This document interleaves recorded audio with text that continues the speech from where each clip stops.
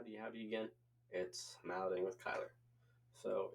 For today, we'll be going over mallet control and how to move around these bars and note smoothly.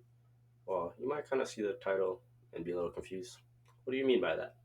So let's just jump into it and see as we get. So let's start off with something that we should probably try to know by now is to understand our resting position. Triangle, parallel, or whatever you want to call it. You can just hover around making sure where our mallets are lifted over the notes and have our wrists relaxed, ready to play, floating in a ready position. So now that we're ready to play, let's see what we mean by trying to move around between the notes. So as we move around, we don't want to create any exaggerated or unnecessary movements. We just want to think of something smooth, fluid, and calm between these notes. So letting your mallets kind of glide and body move while keeping your movements efficient. So something big that I notice that may seem so simple is your hand alternation. Left, right. Simple enough, but can be missed without practice or when we're panicking.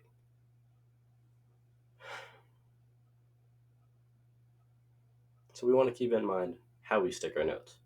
Try not to use the same hand for too many consecutive hits unless we have to.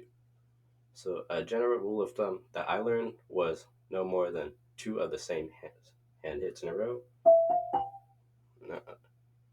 So especially on larger mallet instruments like marimbas, we kind of just want to keep it consistent with our hand alternations. And something that I did when I needed to was actually kind of look at my music and figure out how I want to stick these so I know what I'm going to do and keep my hits consistent and just to skip the process of how I want to hit this in the middle of my playing so I can break it down beforehand. So another thing I learned was to not be afraid to use your full body while having to move around. So you can kind of bend your knees and shift around a little bit instead of trying to have to reach from one side or to the other. Well, it seems so far, especially on these larger marimbas. Well, maybe not this one, but the larger marimbas that kind of are a little bit too far out of your reach if you have to reach for a note that is that far. Is you can use your leg a little bit so you can keep your body centered over the notes you want to play. And for those who may be too tall, don't be afraid to squat down a little bit, use your knees to find your height comfort. And that's even something that my teacher explained that he used as he's above 6 foot, which helped him as he played. So with all of these basic and simple concepts, we can try to apply these as we practice just so we can have more consistency when moving around these notes. So it's not something that, maybe you pick up right away, but it's something that we kind of just slowly integrate into our playing with more practice and some conscious thought about it.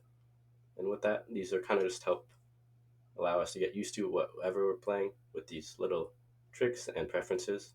So with that, make sure to hit the subscribe button. Don't forget that bell. And I hope to see you in the next video. Make sure not to chew gum in class.